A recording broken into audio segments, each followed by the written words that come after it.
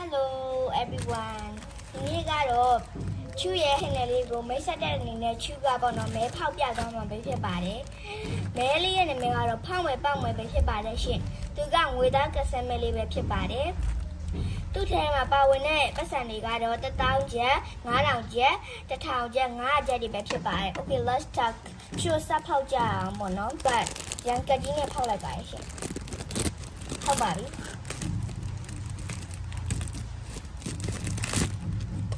သူကပေါ့နော်8000ပေးရတယ်ပေါ့နော်သူ့ထဲမှာ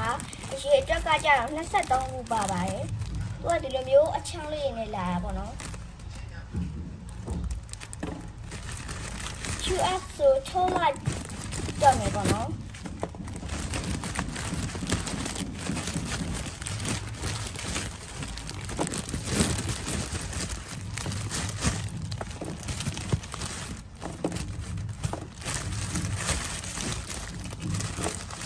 ပေါ့နော်သူ့ရဲ့ဒီပေါ့နော်ဒါကတော့သူ့ရဲ့စာရွက်ကလေးပါဒီသူ့ရဲ့ပေါ့နော်ဒီစာရွက်ကလေးဖုံးထားတဲ့အောက်မှာသူဟိုဝေးဖားလို့မုတ်ချောင်းတွေပေါ့နော်ကိုငါအခုကတော့ငါမုတ်အနံထွက်နေရပါတော့နော်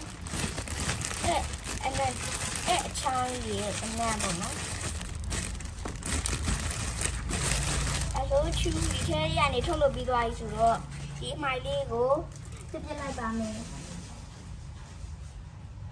ဒါဆိုချူလို့စဖောက်ကြပါမယ်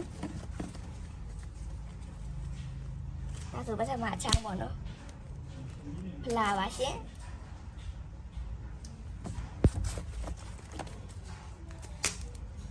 ဖလာပါ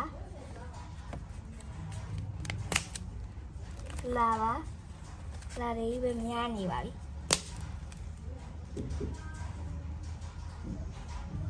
ဖလာပါပါတယ်ခဏလေး200 1000ပေါ့နော်1000ပေါက်သွားပါပြီ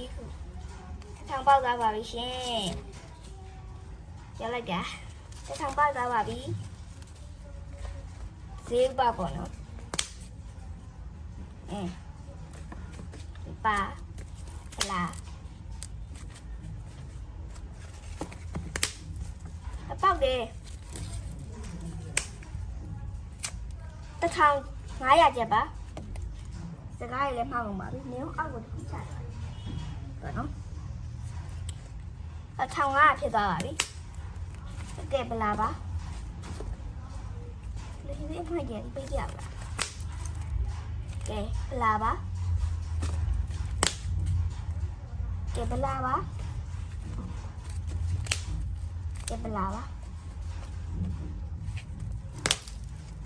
ပြောင်းဖြစ်ပြတတ်ကြည့်ဒါဖြစ်ဗလာလေးပါပဲဗလာပုံများနေပေါ့နော်1500ပဲပေါက်တယ်ဒီဘက်မှာပေါက်ကဲ900ထပ်ပေါက်ပါတယ်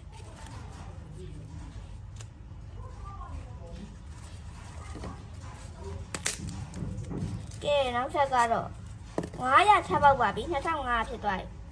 ဒီပါလို့ဗလာလေးပါနော်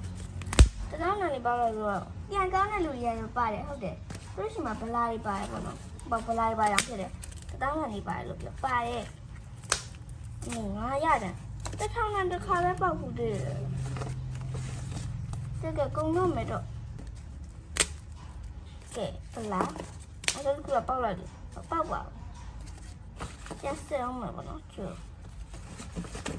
သူတို့ကဒီမှာဘက်ကတည်းကရှိတယ်ဗလာ